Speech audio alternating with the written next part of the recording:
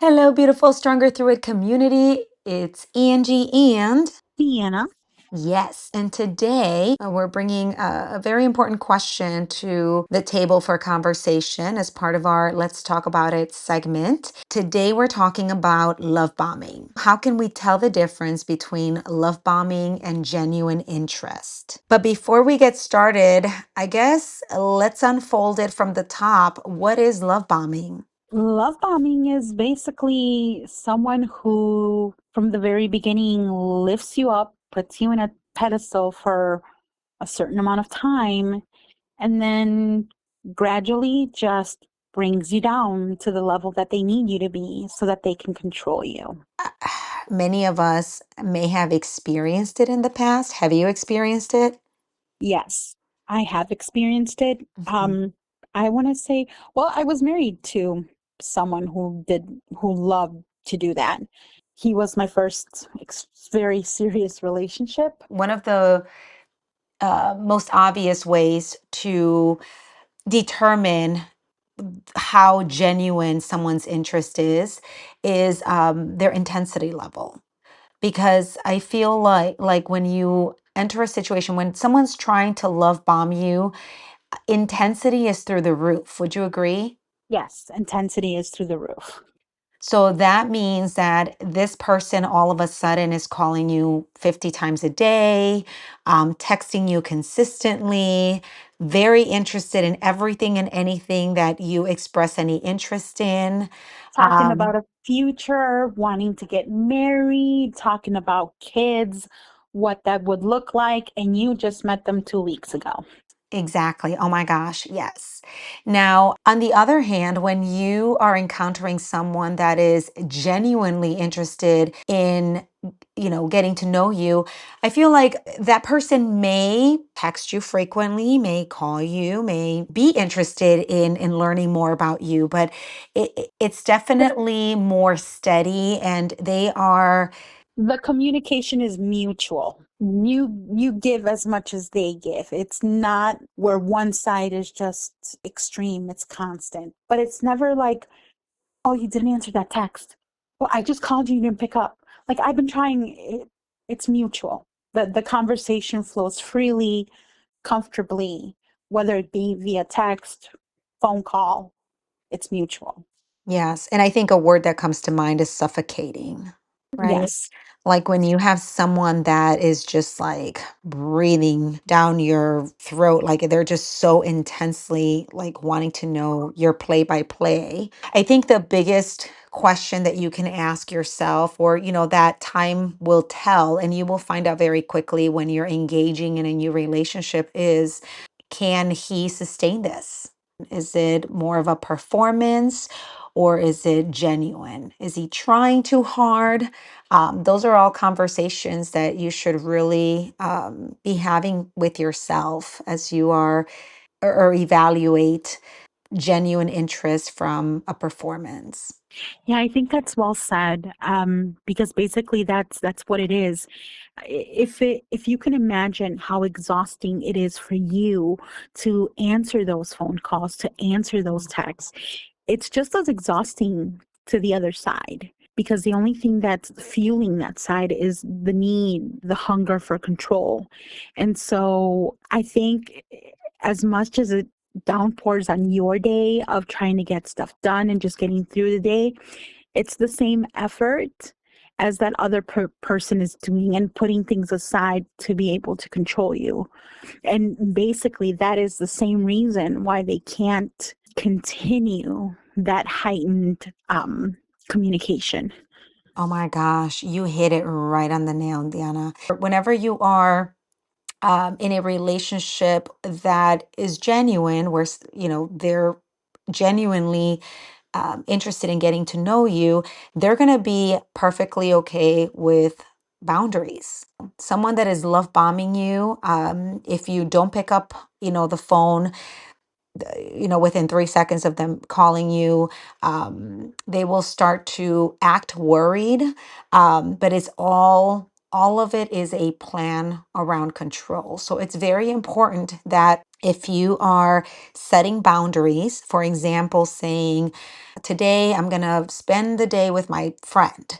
The expectation is that you may not be available to speak to this other person 24/7 or every 5 minutes, and you feel that they're still proceeding with that expectation. That is a disrespect to your boundaries and something that you have to be very, very careful with, because they're giving you a very big red flag. The other thing that I would like to tack on to that is anything that you do without them is high anxiety for them just Mm. because they are not there. They're not in charge of what's happening in the situation. And if you notice, when you do make plans with someone else, or you do say, I won't be available through from this time to this time, what is it that they do? That's when they call you the most. If usually you're getting 50 text messages, through the times that you said you were not available, you're going to get double that. Exactly.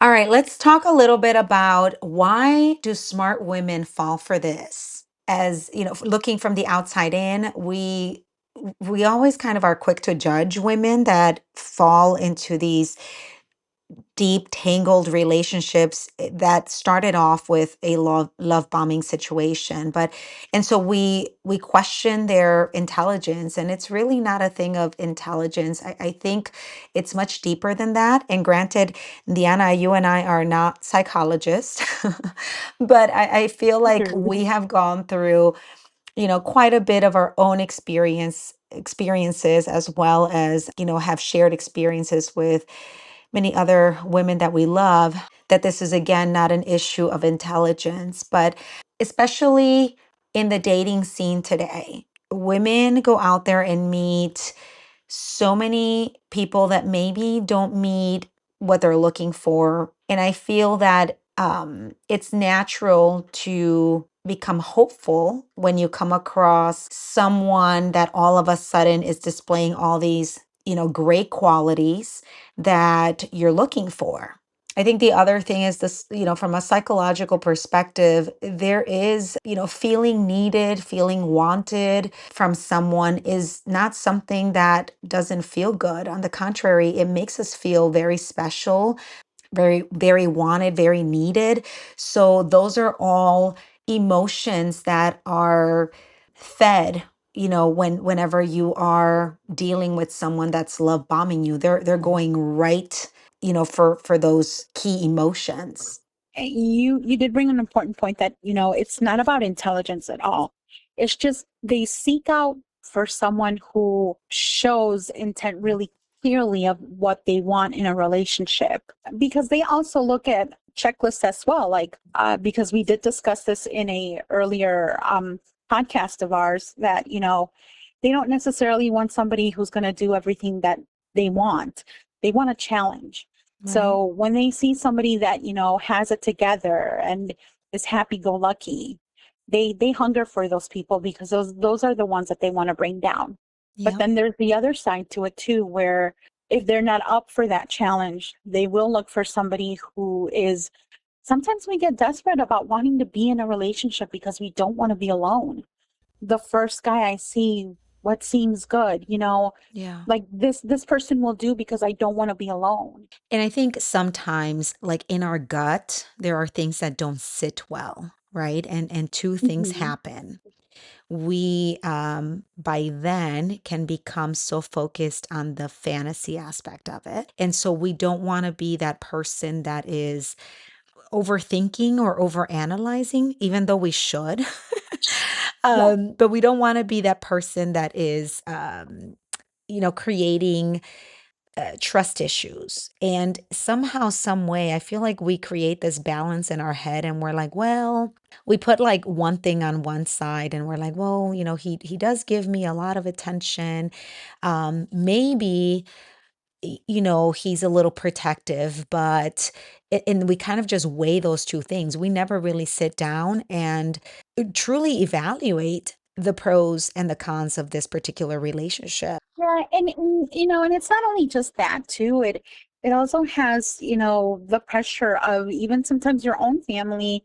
Mhm. When you come from very close knitted families, you know, like for example, Hispanic families, Italian families, Greek families, and this can include many cultures, any backgrounds, where the pressure is very real of you being a single person, and your parents are like, why aren't you married? Like the whole Yeah. family is wondering, like, why are you alone? Like, you're a nice person, you're this, you're that, because those are the expectations. And I think sometimes too, that plays a very big part in the decisions that you make, and the desperation and the pressure that you feel, where like, you kind of have to bring something, show something on the table for your family as well. Yeah. Oh my gosh, that's a great point. Yes, society. So let's talk about and wrap up with some red flags that we don't want to be quick to dismiss. The biggest thing that we've been talking about, ask yourself, is it too much too soon? If someone is jumping to use the words, I love you, I want to marry you, what are we going to name our kids? Um, you know, like those are all things that you should definitely thread very carefully, especially if you've just started talking and Within part of that red flag is you have to also take into consideration that when those red flags start, it's not necessarily that they want to hook you yet, but they also want to see what you react to. yeah.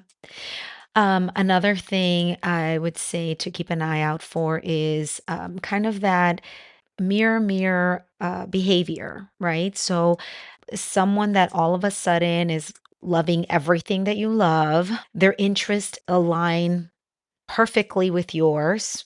I think, first of all, if you ever come to a point of the next step, whatever that is, with someone, and you can't answer the question, what are 5 things I don't like about that person? Or what are 5 things that, or even three, I feel like that is something that we should invest more time You know digging that into. most likely within the 2 weeks that you just met somebody, you're not going to know exactly, you're not probably going to know what you don't like about them, because you have to remember that the first 2 months, you're Mhm. always going to show your best side. Right, that's the honeymoon stage. Yeah, that exactly, the honeymoon stage. Mhm. But the thing of it all is that with a person who likes to love bomb, that honeymoon stage is not going to last 1 or 2 months. They can probably keep that scenario tops 3 months, maybe at most four, because that's exhausting. Mhm. And so at that point, because of that, it's going to be extremely difficult for you to find what you don't like about them. But the thing of it all is, I think the other way you would want to look into it too is check mannerisms, check body language. Like, you will know when something is genuine or not. The hesitation of things, or like, they said something at the beginning and then you bring it up and then they say, "Oh, I never said that to you. I don't remember saying that to you." Mm. Those are other things you also need to look out for. Let's talk a little bit about isolation tactics that are disguised as romance. And these are so dangerous. The whole aspect of control and possessiveness disguised as, protectiveness. I don't want you going to the store on your own because something may happen to you. I don't like your friend in, any conversation that starts feeding you any kind of negative thoughts and emotions about the people that are closest to you. Those are all tactics used to isolate you, disconnect you from the people that pose a threat for someone that doesn't have the right intentions. Yeah, I definitely agree with that. 100%. Yeah. And the other one is guilt. So many times, you may hear someone say, "Oh, well, I make time for you all the time. Anytime you need me, I'm there. And here, I'm only asking you for this, and you can't even." They will use guilt in an effort to try to get you to abide by whatever it is that they want. And I think too, the one more thing that I want to add that usually happens lastly, Hmm. because it's a very sensitive topic that they need to tackle, is your friends is an automatic attack. That's not a problem.